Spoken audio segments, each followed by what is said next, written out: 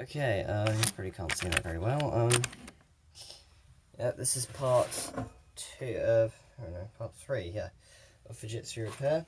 In the previous video we took the power supply out of the AT system, and we are going to be installing the power supply. I remember which way around it goes.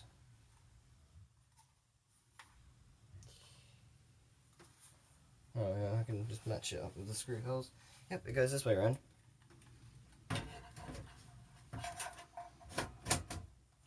And then I just got to slot that in here. Make sure you got it very flush with the computer, so clip it in there. And then if you have screws, which ideally you should, because you can't really do a lot without screws. I nicked the screw off the old computer, or off the one that was attached, the power supply to the AT system. So that can just be a temporarily holding method. Yeah, but that's going to happen. Yeah, temporary holding method for the power supply and the other computer. Aside from that, not really much else to do with the computer. You just match around the bits, and then, so remember, in this computer there was a CD-ROM drive and a hard drive there, and another hard drive thing there, and then of course the big connector there. So that goes there. We also took the the LAN PCI card out. I don't need that at the moment, there's no board installed, so I'm not going to risk damaging the board just for that. Yeah, also today I think I might install the floppy drive as well. Purely because it'd be better.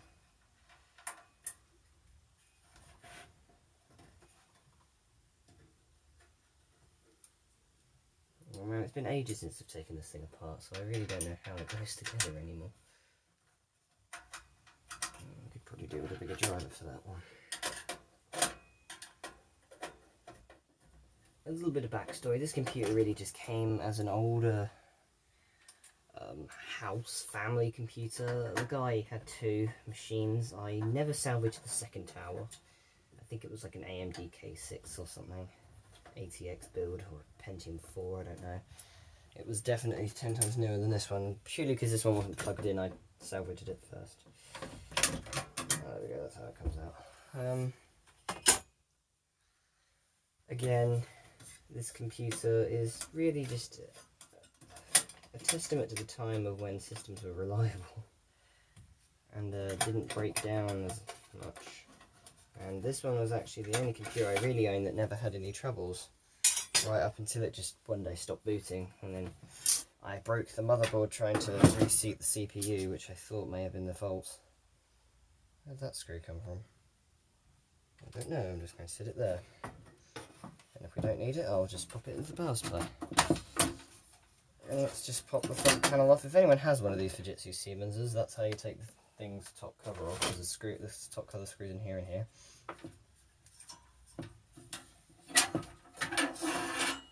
Okay, this is where the floppy drive and hard drive would have gone. Where the hell did I leave the floppy drive actually? Ah, there it is.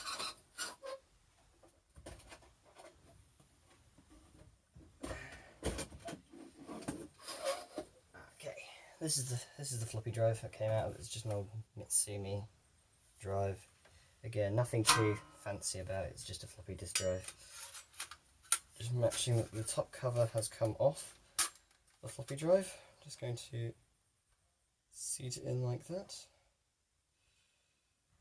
Now I will need a few screws, obviously put it in, but I am missing loads of screws at the moment, which is irritating because I have like tons of screws at my dad's.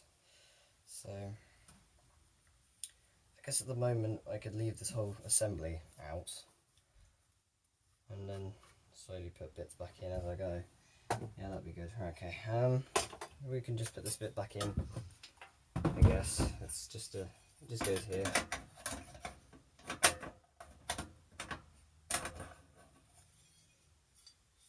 I may have to actually put this little drive caddy in first, just to match up where it went. And if I can take the thing out without taking that cover off again, that'll help.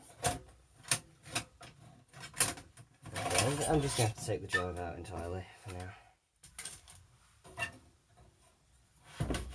Whilst I try to put this cover back on. Please bear in mind this is a very painstakingly slow operation I'm doing. And one video may not come out until I buy the actual replacement motherboard for it, which won't be for a while. So I will get that to you as soon as possible, but for the moment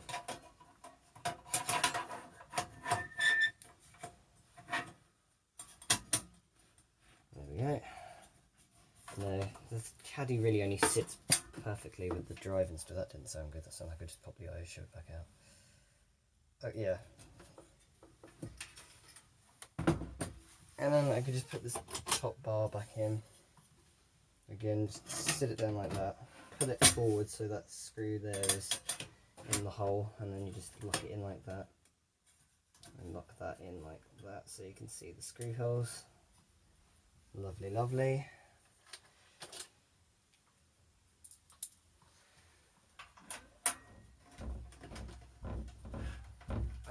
Yeah, then you just screw the screws back in that came off this.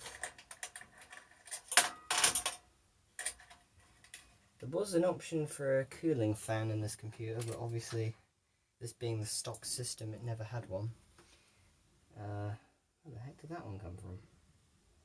Or was that one there? Yes, that one was there. Oh, I don't know where all these screws go. I obviously don't need them. Yeah. I guess now, really, it's just a I'm gonna leave you hanging video here at the moment. Let me just get this daddy long leg out of there. Do not do this if you're working on a computer in the house, because it is disgusting. Now it's glued to my screwdriver. Get off. Yeah. Yep. There we've got a clean drive bay to work with. Again, I think I'm just going to temporarily stick the floppy back in, which just sits there. Oh yes, the caddy does come out without the need for that still being in there, so I'll just line that up. So we'll have that to work on in a bit. Next video might not come out soon because I've got a couple kids coming down here to play. But right now, really, I am just going to put this mess back together. But we've done most of our bits. Next video will possibly be taking the drive out of the JMD 2000, which is that beige tower with the black drive down there, or taking the RAM and hard drives out of that one, because that would came from there. I may actually leave the memory in that for now, because we all know what RAM's like. It's very fragile. And if push comes to shove, I may need to buy new RAM for it. The Dell may be out of commission for a while, but it's just another Windows 98 machine. I mean, I've got a Pentium 3 Win 98 machine already, so I'm not really going to miss the Dell whilst it's out of commission. We might also sort out a CPU fan for that E3.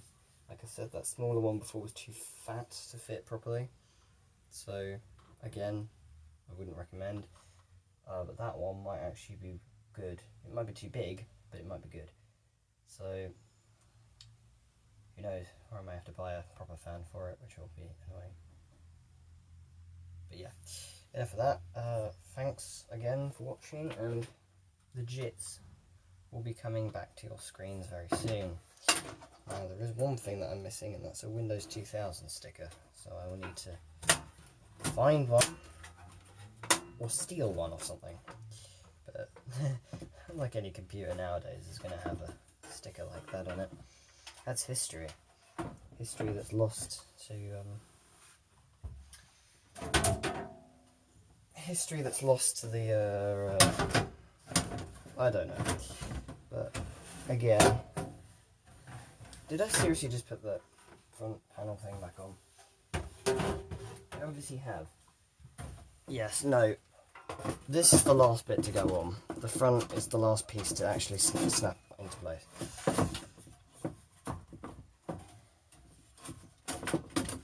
I might put a fan in here, but judging by the lack of power options, I may just have to bridge it off the what's it called? Bridge it off the thing. I've got plenty of spares. I think really they're just these ones, these little Trekcom fans. They're very thick, but I'm gonna have to go now. So thanks for watching. Like, comment, subscribe. See you later.